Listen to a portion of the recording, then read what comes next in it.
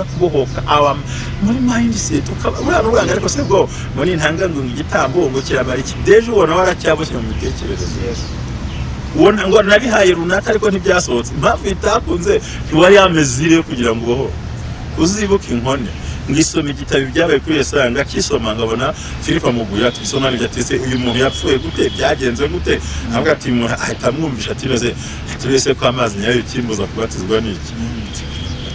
nta mubatizo yize nta ye kubera ko yasomye ijambo ry'Imana so no kuvuga ngo Manuel ikintu cyishe imitekerereze n'amareta n'ibigo n'abantu ku giti cyabo n'ingo z'abantu n'ubuzima bwabo nuko tudafite gutekereza ko kwari muri Kristo bihambiriye bene data ni gute byacika n'ubuhe buryo byacika ko business ni shuguri mu yandi magambo ubundi buri musore ni shuguri buriya niko batabizi buri shuguri ni business no gushakisha nyine nibayita ngo ni mfanya byashara ariko shuguri no gushakisha ngo ugere ku kintu none hari ibintu bibiraho ukwiye kwibazaho cyane tabize kumaze gukura muri bino bintu kandi ndimo ndasaza bari muri akura kandi babyumva kurutaho hari ijambo shaka he is in the business of breaking both spiritual and physical chains turishima abantu mu bwonko ariko dakemura ikibazo shele wanda hari inyigisho zikaresa abantu mu mutwe ariko zidakemura ikibazo hamubwira ati ngaho muyore mutware iraje iravuze rererere n'umuntu tubyita ngo ni rhetoric ngo mvango nuko ari agenda ngo nugera kwiriba ngo hasanga ngo uragenda gasanga umukobwa bitware bekanga ari magira gutenga dahiri nkarwa ngo adahiri ngo dogobe ngo uyu niwe turi bujyane agatangira ngo nawe ibyawe biri kwiriba umugore kwiriba mazi kwiri iza kwigisha nayo baragahana ku gikongoro atuzana ijambo riri muri Zaburi ni alfabe y'igihe burabe kandi yitwa ngo pe ahita funga ngimana ngomye ngo pe ngimana irabirangije pe irabikoze kamaze ariko wa mugabo nibira byasera bya na alfabe ziri ko sumurongo uri muri bibiri ndakubaza ariko rangije ngiye bagiye ukuntu mbayeho bundi iyo witumye ahantu kugira kwihanagura simba nahakohereje niyo gahunda Tugushimire mu izina ry'Umwami wacu Yesu Kristo ko tubana hano ku bumwe bw'abera Ministries Imana y'amahoro iguhe umugisha kandi kwishimira guhe kuba mu gihugu cy'Iteka Imana yanyu ibaha ibanezeze basetse bibateteshe mwaramutse neza mushuru yaramutse amahoro Yesu naje nahabwa icyubahiro mu izina rya Yesu mumeze neza ya ndashima Imana kweri umutima wanjye murakoze Imana y'amahoro ishimwe cyane nzuje abantu bari mu majyepfo amajyaruguru burasirazuba n'iburengerazuba umujyi wa Kigali abantu bumva ururimi rw'abanyarwanda bakubiwemo cyangwa se bari mu ntara ya gatandatu y'abadiaspora mu mujyi wa Kigali by'umwihariko aho dutuye aho dukorera umunsi ku munsi Imana y'amahoro mwese bahumugisha kandi basetse banezeze reka nshimira abantu badahwema gukurikirana inyuma ya kamera abantu bagukomeje abantu babaye hafi yawe mu minsi ishize Imana y'amahoro bahumugisha kandi bishimire reka nshimira abantu bumva yuko utaza kuri kamera wambaye umwenda umwe mushoro Imana y'amahoro bahumugisha reka nshimira abantu bajye basengera umwe bw'abera Ministries kugira ngo ibashe kwaguka kandi itere imbere bose ngiye bashimira mu izina rya Yesu Kristo Imana y'amahoro bahumugisha abandi nshimira n'abantu bakoze subscribe ku umwe bw'abera Ministries banakomeje gukora subscribe bakomeje kugenda bakandaho bakomeje kuza bakareba ikiganiro kandi bakagenda bagishoje bumvise babohotse muri bo Imana y'amahoro bahumugisha hirya y'ibyo ntabwo bashimira musho bagushimira uko aba subscribers bari kwiyongera aho avanye share n'ongereje no kuri wo gushimira imbaraga arivuze kandi ikintu ngewe mu bintu bimwe njya nibaza muri za analize z'umusaza nkanjye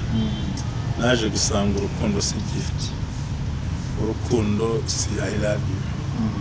urukundo ni igihe umuntu umuntu uguhigiye abagukuru umuntu ukuntu uhigiye cana yawe ndabikunzwe kandi akantu ko no kumvisa ariko reka muri bisi ni umufilozofe ndimo ndazingura ibitabo nakitwa igihe umuntu yaguha gift yaguhamagara mwajya muri restaurant mwagiye mugasangira ariko inshuti niguha igihe ikagutega amatwi amara gukumva igakora ibyo ikwiye gukora nibura gusa kubiguhaye igihe birahagije ambwira uti ko numva ngo ukenera ati reka nigo mwenze nkure ko umuntu kwima igihe ntagutega amatwi ushatse ntiwamubara mu nshuti ufite inshuti irakumva ntikubwira ngo tuzovyihweza nko mu kirundi ntikubwira ngo turaza kubireba oya ntigutendeka ndabwira kana umwanya simufite ariko ngiye gushaka ko duhura mukicara akagutega amatwi ushobora kuba utarumva ibanga ririmo umuntu ugutega amatwi aruta ukugurira icyayi cyiza muri mariyoti umuntu ugutega amatwi akumva imibabaro yawe kandi yanarangiza ntakubwire ngo byose niwe wabizanye ngo cunga ngo gira ubwenge ngo wasanga warasenze nabi ngo urumva nyine ngo wabuze ukabona yumvise ibyawe ariko agiye no kukwakiza ko ari amakosa ariko umuntu uguha igihe cyawe umushyira muri agenda akari inshuti songa gushimira ko igihe umwanya uhigiye ikintu ni nawo musaruro kivamo kimwe byo kumva ngo uramuha ngo ngure duhure ngo ngurire kimwe ngo ndimo ndihuta ukasiga ku meza y'ibyo ngaburiye ntabwo ibihe byose wabibona ariko inshuti y'inkoramutima ni iguha igihe kandi igakorera mu gihe kandi ikazira mu gihe umukeneye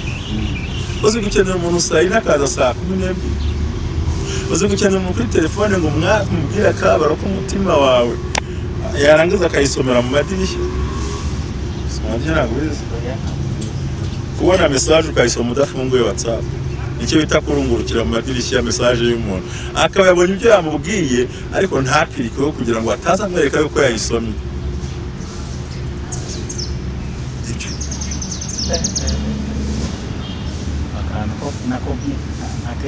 iyi ni kabi cyane hari umuntu wandikira SMS kuri WhatsApp akayibona uko WhatsApp yo ni ntigira ibanga yerekana ko wasomye n'amaporogaramu arimo nagiye nkoramo menshi haratuma urabona ko kuri network byenzi no kubikora nawe ndabizi byose bakabona ko batazi bahegiwe kubugira ariko iyo usomye message byanga byakakora ntabwo bagakoze so ko wa muntu wakwemye igihe akoresha ko muri inshuti ihitiza agahita yisoma adafunguye WhatsApp cyane cyane yari ngufi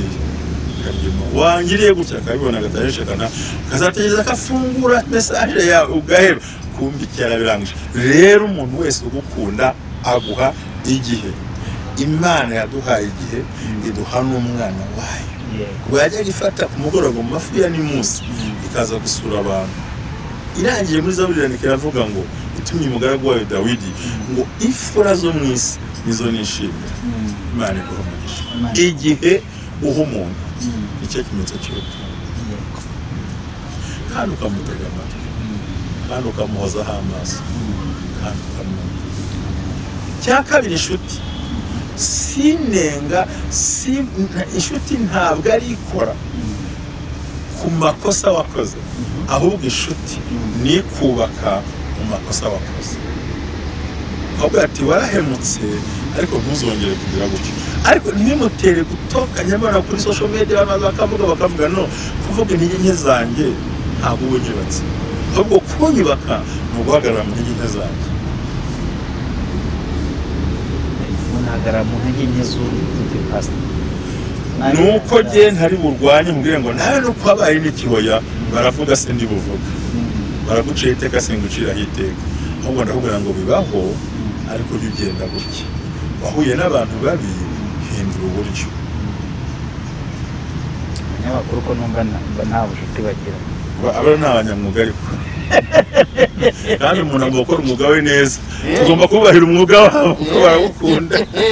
tugomba kubahira umwuga ubundi hari umudamu umwe uri ahantu mu gihugu runaka ntashaka kuvuga mu izina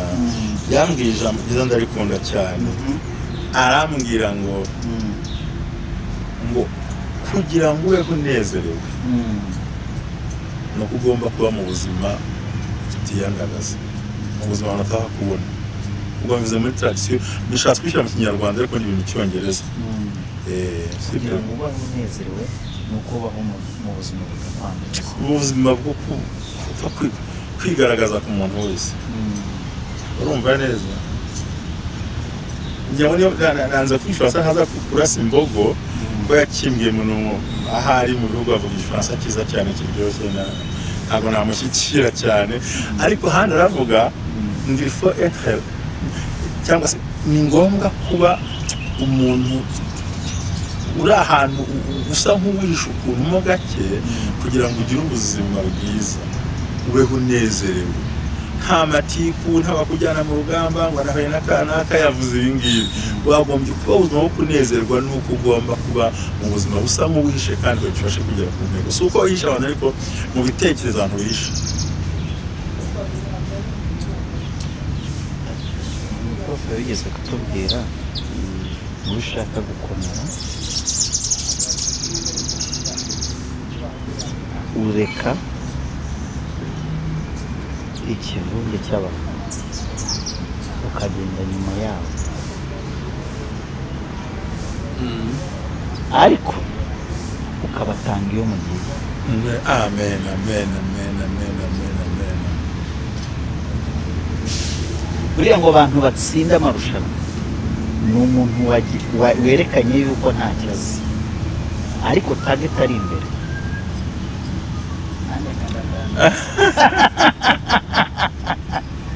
karamfashe navuga ngo ndaba mu cyongereza reka mu kinyarwanda iyo ushaka kubaho mu buzima bunezere w'inzererezi mbese ikivunge cy'abantu wifuza ukashe kugira ngo uzabeho wishimye mu buzima si ukwisha ariko mu bitekerezo ukagira ibintu bikaho ngaho kure kandi iyo ushaka ikintu cyose gihenze kiravuna kukibona urakoze cyane oh yes reka tuba twese uhoraho Mana y'amahoro Mana y'ibyiringiro turi imbere y'ubwiza turagushimiye ko ugiye kubana natwe turagushimiye kuri Imana idukunda turi Imana kubana natwe turi imbere y'ubwiza bwe turagushimiye ku mugambi we mwiza kandi kuri Imana igirema iri Imana igikora turasabye kugira ugaragaza ubutware bwawe n'imbaraga zawe kandi uturengere udufashe udushyigikire kandi utwambike imbaraga kandi mwami tunezeze kuki kiganiro inge n'umukozi wawe tukugirireho uburyo bwose bushoboka kuturengere Yesu Kristo umwami wacu amen yes nshimiye abantu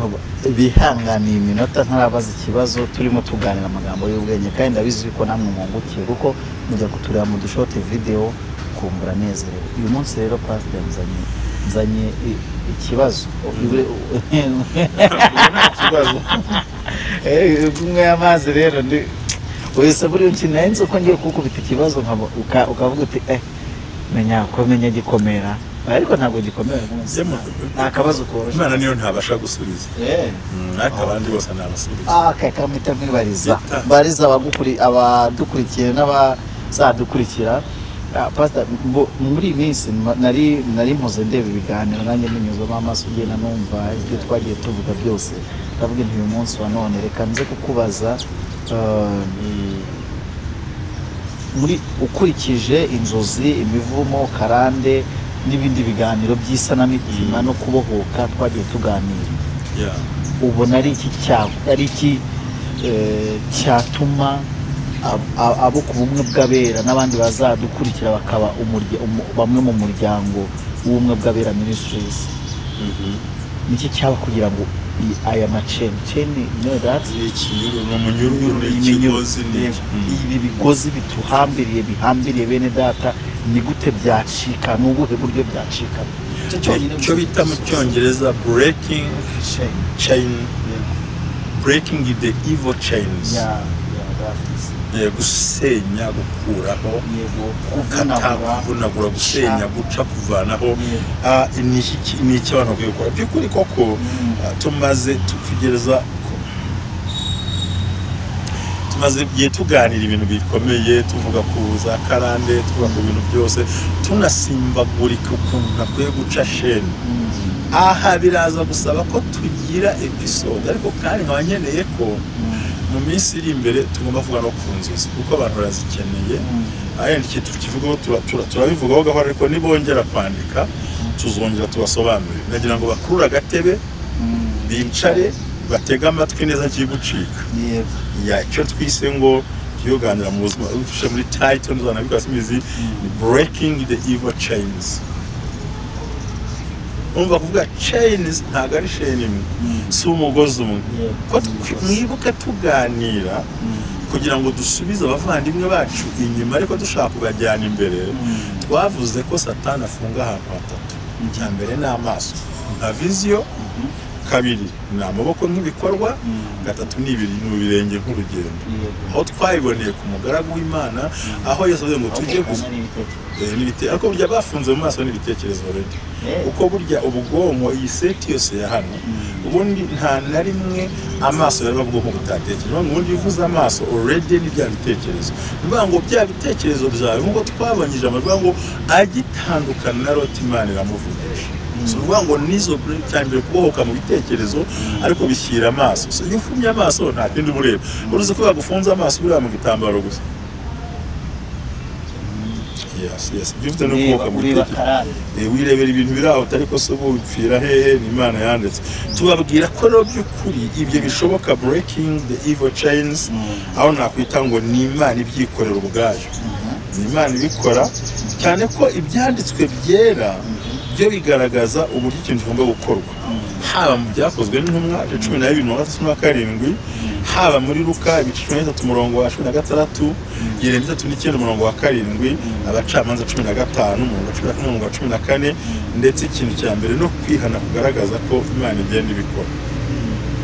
ese ni gute Imana ikora ibyo bintu byo guca izo sheni cya mbere ni Imana ica izo sheni ariko bifite kondisiyo byabayemo yego ariyo twakunze kuvuga utwemere utwange utubwire uko ushaka ariko ukuri kuzavugwa n'uwo kutakwemerwa n'abantu bose ariko abinjiyemo barabibona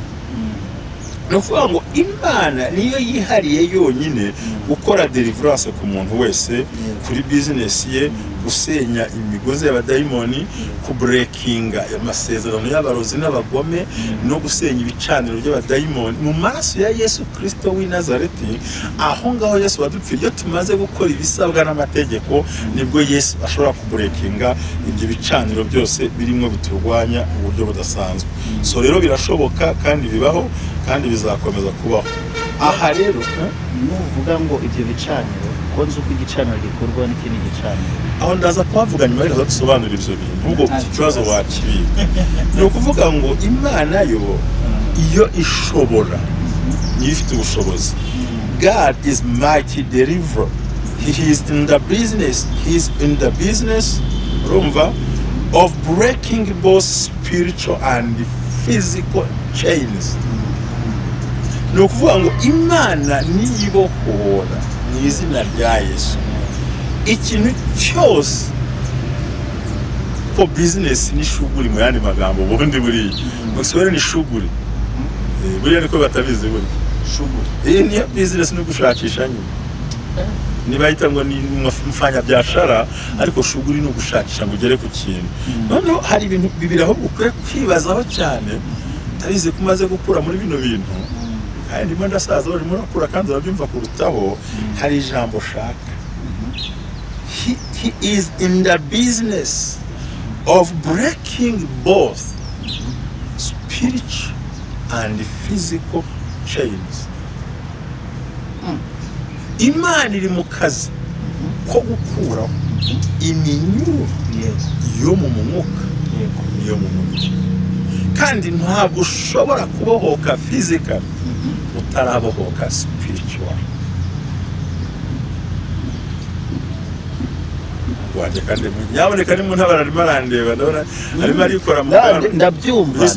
ndabyumva ndibuka yuko tugendeye kuri Lazaro yavuye mu gituro yabohotse spirit ariko physical atarabohoka. Exact. kandi ntabwo ushobora kubohoka physical utarabohoka spiritual. Niyo mpamvu tubwira abantu bacu badukurikira mbere yuko ugira ikintu utekereza mbere yo gutekereza. Ese urakijijwe? Wakiriye Yesu umwami n'icyambere icyaha cyaravuye, iyo shene y'icyaha kikava. Niyo mpamvu abantu benshi batamba n'ibitambo ntibabohoke kuko still baracyakorana n'umwanzi. Iyo ni business y'Imana. Mbasha kuvuga ibintu byinshi cyane ariko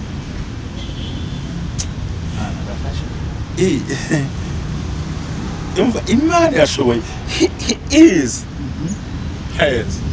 in the business of breaking urumva neza both spiritual physical chains.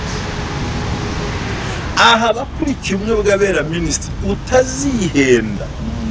utarabohoka mu mwuka ngo wakira agakiza wakira isezerano Kristo mugira uwa mbere ibyo wakora byose abupfira.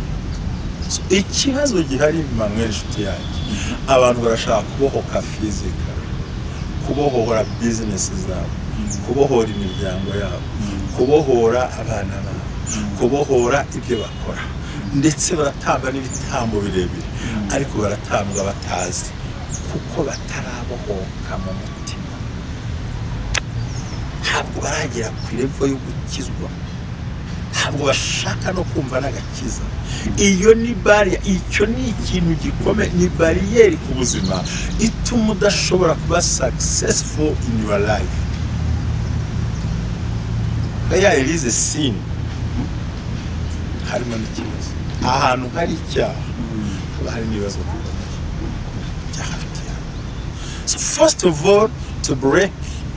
chains in your life, in your business, in your children, in your family, in your prosperity, in everything you have.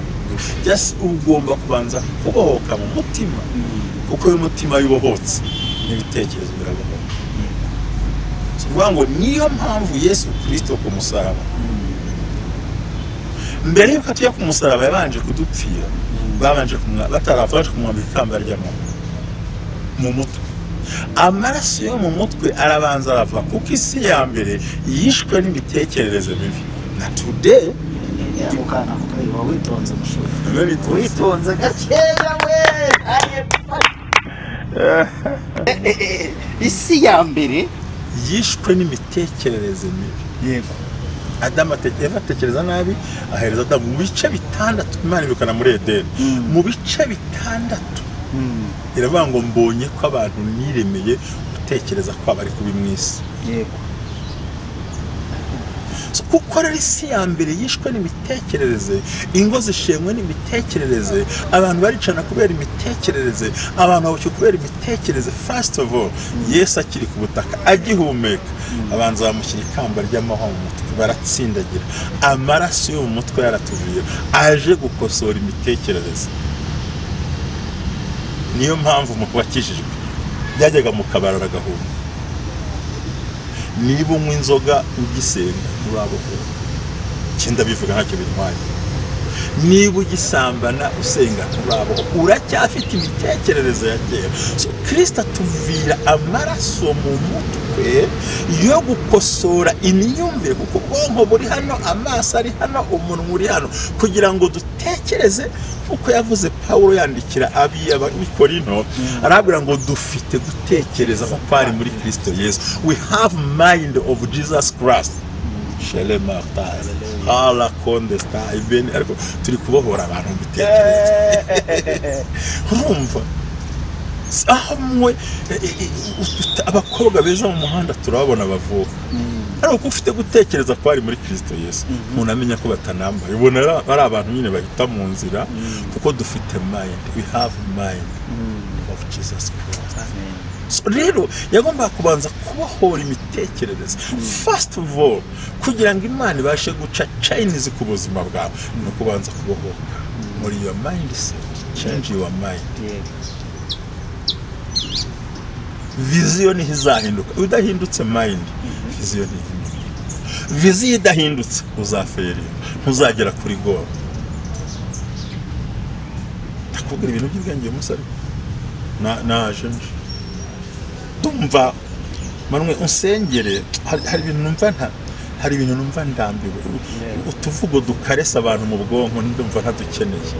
hari umuntu kujya ngo akagushima mugasinza nawe yakunda kujya mu masalon de coiffure akobwa bakumesa bagashyiramo zanzara abakogoshwe tusinzira bamesa ntubimenye hari abantu basenga isengesho rishima abantu mu bwonko ariko dakemura ikibazo shele wada hari inyigisho zikaresa abantu mu mutwe ariko zidakemura ikibazo hamwe ati ngaho muyore mutware iraje iravuze rererere n'umuntu tubyita ngo ni rhetoric ngo mvango nuko ari agenda ngo nugera kwiriba ngo hasanga ngo uragenda gasanga umukobwa bitware bekanga ari magira gutenga dahiri nkarwa ngo dahiri ngo dogobe ngo uyu niwe turi bujyane agatangira ngo nawe ibyawe biri kwiriba umugore kwiriba mazi kwiri ibyo sivuga butumwa muri theology babyita ngo ni rhetoric ni ibintu biri rhetoric aho ngaho ugasanga ni it's like a brag and scene bari gukina no ngo nuko ngo jya kwiriba ngo nyanyima harigeze kwiza kwigisha nayoboraga hano ku Gikongoro atuzana ijambo riri muri Zaburi ni alphabet y'Igiheburayo kandi yitwa ngo pe ahita afunga ngimana irabirangije pe irabikoze kamaze ariko wa mugabo nibira bya sera bya na alphabet ziri ko sumurongo uri muri bibiri ndavuza ariko rangije giye ukuntu mbayeho bundi iyo witumye ahantu kubwira kwihanagura simba nahakohereje niyo gahunda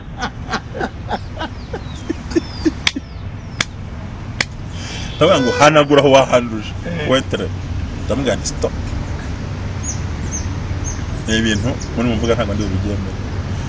mbere na mbere abasambanye n'abajura n'amabandi mwese mudakizwa muri hano mubanze musenge ubu ntabwo ari uhanuzi nuko nase mubwira direct cyakora ntacyo no mwitorera rasohotse hari abantu ufite ibintu bya rhetoric kuvuga utuntu turaho gukaresa abantu kujya kuvuga abantu ku macano gusebanya no ngiye ndashaka ko tubwira abantu ngo zuba hagarara nawe kwezi hagarara kugera ubwo dayimoni tumurandura tukagera ku ntsinzi nizo mbaraga ndimo numva the first of all kugira ngo tubohoke nuba ngo iki kiganiro ndagusabye usibye umunsi weje w'inzozi numva shaka kuzasobanura ndumva bishaka kubikora sinzi impamvu ariko ndashaka cyangwa se tureke tukomeze zize nyuma ariko tuvuge kubohoka by'ukuri bitabeshya abantu kuza kubwira umuntu ngo nutanga icya-10 ngo urabohoka ngo nutanga amaturo ngo biraza ngo nuzana ikimazi birava ngo nuzana igitambo birava ndakurahije ukuri uzatambe n'inka n'intama n'amamiliyoni n'amadolari utarahinduka in your mind utaragira gutekereza nko kwari muri Kristo Yesu we have the mind of Jesus Christ in our life utaramenya kubohoka Paul yandikiye abikore n'abaroma arabandikira ngo nous sommes justifiés par la grâce de Dieu kabisubiremo nous sommes justifiés par la grâce de Dieu en français havuze ngo urakemera harya ndakemera ariko iyo bari ko grâce de Dieu ndabivuga n'ukuri twakijijwe n'ubu so rero umuntu utarabasha kubohoka muri mindset ngo yikure nk'umutima utekereza icyaha yambara umutima utekereza agira ubwonko butekereza gukiranuka azahora failinga even if watanga ibyo byose ushaka utanga inka ushaka utanga imodoka ushaka utanga amazu nawe ubwawe ushaka witwika turimo turasobanura how can we break the chains of evil cyangwa evil chains depend sharia ukasara usoma justifié twatsindishirizwe n'ubu nugutsinda twari twatsinzwe tubona umuntu utuhasheta aratugura tugarura kashate aratuvanamo atuvana icyo bita mu cyongereza ngo ni shuwe, aho umuntu agenda akakwishingira runaka yaratsinzwe n'urubanza ariko mwimukurikirana ndishyura ABC icyo atishyura n'uburoko bwawe, ariko ushobora kwishyura depense zatakaye ati genda mukere ibingibi. So Kristo rero si ibintu gusa yaducunguriye ahubwo yacunguye n'ubugingo bwacu. igihe we n'uburoko yabugezemo arabutuvanamo byose ngo cyo gihe twagize. We are justified by the grace of God. Oh, tumeokoka kwa neema ya Mungu. Hallelujah. Aiwe. Dari ibintu muri mwe mwishyiramo, nushaka uzatamba inka, nushaka uzatamba ibituze, nushaka uzashyireho miliyoni, nushaka ariko utarabasha kwikura nk'umutima w'icyaha, uzahora buri gihe uri imbata ikoreshwa na Satani.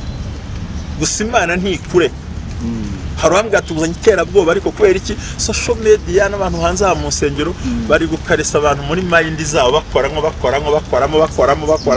umuntu agatatse ko ntacyo nabonye. Nta mpamvu. Yesu arabanza abohora. Kuki Bibiliya igaragaje ngo ni spiritual. He is on the business of breaking spiritual and physical chains. Mbere na mbere ntihabohoka business yawe, habanza kubohoka wowe. Second, imaze kubohoka gikurikiraho nibwo Imana ijya yabohora, noneho ukagera watanga cya kimazi na bya bitambo na bya bindi byose kugira ngo ubashe gutsinda urugamba rwawe ukaruhagararaho neza. Nge no ku bintu byumva naho hantu abantu bakwiye guhagarara bakamenya ko bishoboka. Utabohotse mu mitekerereze, kuko isi ya kera yishwe n'imitekerereze. Uyu munsi urugo rwishwe n'imitekerereze, famiye zishwanye kubera imitekerereze. Abana bagiye kuba negligate, abana bataka bakajya mu mihanda, no gutabwa kujugunywa kubera imitekerereze y'ababyeyi babo no kutabona impamvu. Uramubwira ngo byara bake, ngo yavuze ngo Imana ngo yavuze ngo tubyare twuzura isi. Ukama isi yande wowe. Imana yabibwiye abagabo bari bakiri bakeya, kandi ko nzi neza yuko ntuzi witwa Adamu yari afite UPI y'isi yose kuva amajyaruguru twe amajyepfo buragira bwari ubwabo, babashyira Goshene barahagukira. Wowe uragukira kandi ko naho uratarahawe. Akantu uvuze mushumba bazagashubiramo. Jewe nagasubiramo je bari bagukiye Goshene abaki Adamu naye ntagara Adamu na Eva. Mvuze Adamu namuvuze mbere bamuhaye isi, nge navuze Abisiraheli. N'Abisiraheli bageze kwa Farawo ngabahereza Goshene. Kuko barafite amatungo menshi baragenda barakwira. Rero kandi buriya rero hari abari bazagakata. Bagabate mushumba yavuze yuko isi ya mbere yagukiye Goshene. Hoya ntago ko nabivuze, ariko hoya ngenzi ko nasone nkavuga ngo naza kumara imbere na mbere Adamu na Eva isi yabo yari UPI y'isi yose kwa majyepfo amajyaruguru. Abisiraheli bagukira Goshene mu gihugu cya Egiputa, kuko Farawo yarabwiye ngo nimugende aho bazatura. Nuko nari mvuze kandi urakoze uri gomba kumbera amaso bakabera amaso. Baradukata bakakuramo akantu umuntu yaza nka gutya naba nanjye nakomeje kujya muri uyu mwuka nyine wo kwifashirizwa, ugasanga baratuye. Mushumba uvuze kukubohoka mu buryo bwo mu mitekerereze, noneho gera ku maboko n'amaguru dusoza. Ugira ngo turi bugenda ahantu kure, reka tuvuge imitekerereze kuko niyo ifite imbaraga. Amaguru ntago tuzayagera, n'amaguru araboha. Kuko ibitekerezo bibohotse bituma amaguru ataboha. Ibitekerezo bibohotse bituma amaboko ataboha. Umugani wo wa muhanga wavuze ngo umutima ukomeye niwo ubwira amaguru ngo nindi ntambwe wayitera. Cyane ubundi amaguru arakubwira ati hari ahantu ntago ndi buhashobora, umutima turahashobora. Turahagera ati wigenda umugabo tereka ndanani bati genda kandi uko ndahagera. So nukuvuga ngo isi ya none kuko iyi tuma twatangira step yo breaking the chains. Look what those chains, because abantu baraboshwe baraziritse kandi bita evil chains. Si kintu kimwe, ariko cyambere nuko tubanza kubohoka muri mindset. Murano ariko sibwo muri Ntahandi Igitambo ngo kirabari kideje ubona waracyaboshye mu mitekerereze. ubona ngo nabihaye runaka ariko ntibyasohotse impamvu bitakunze ntiwari yamezire kugira ngo uboho uzibuke inkone ngisoma igitabo Ibyawe kuri Yesanga kisoma ngabona Filipo Muguya twisoma n'byatise uyu muntu yapfuye gute byagenze gute avuga ati ahita amwumvisha ati neze turese ko amazi nyayo kimbuza kubatizwa n'iki nta mubatizo yize nta ye kubera ko yasomye ijambo ry'Imana so no kuvuga ngo Manuel ikintu cyishe imitekerereze n'amareta n'ibigo n'abantu ku giti cyabo n'ingo z'abantu n'ubuzima bwabo nuko tudafite gutekereza ko kwari muri Kristo Yesu dere yakasa nibira ko tugiye gusoza ibi byigisho ukuntu bikora ntabwo birangiza umusoma ariko icyo twemera gusaba ni iki Imana irinda abantu bari gushimashima mu bwonko icyo bita kubeshya imitekerereze y'umuntu kandi ikigushije abarokore beje ni iki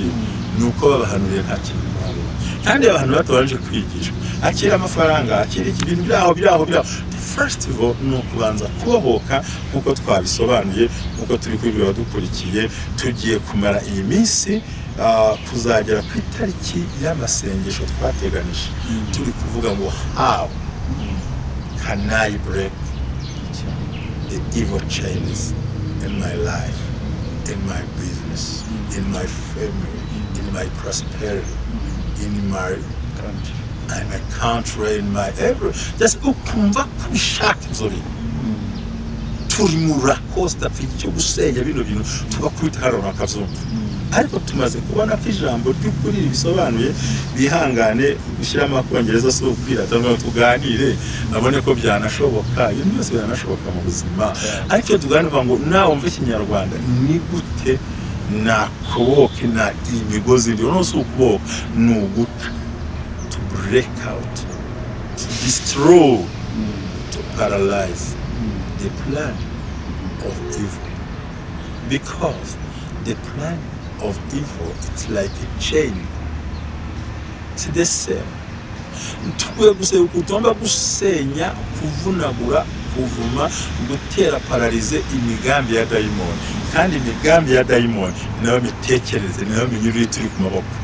in the name of Jesus kuko twasomye ijambo tuhagana tuhabereka rivuga ngo Imana God is mighty deliverer okay He is in the business. He is in the business of breaking both spiritual and physical evil chains.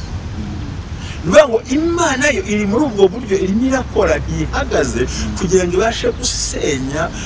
imigozi amashene ibinyururu binini by'iki by'umwanzi Satani ku buzima bw'umuntu uhereye mu bitekerezo mu buryo bw'umwuka no mu buryo bufatika tubifurije kubohoka ibigano mu bikurikirane ni ingenzi kandi ugiye gutunga ijambo ryaravuze ngo mbese natambiki nakora iki Imana mwese uramavuta se imigeze yari yanjye uramasi nka fiti nkazi icyo shaka no gusohoka mu cyaha intambwe ya mbere nambere ushobora gutuma ubohoka no kwihana ibyaha ugasohoka mu byaha ugakizwa ukakira Yesu Kristo nk'umwami n'umukiza w'ubugingo bwawe ukagira imitekerereze yo muri Kristo Yesu Imana ibaho umugisha reka tuvuge ngo turagusengeye databane nawe kuga Yesu Kristo umwami wacu amen shalom shalom shalom shalom kandi subscribe tujye tubana umunsi ku munsi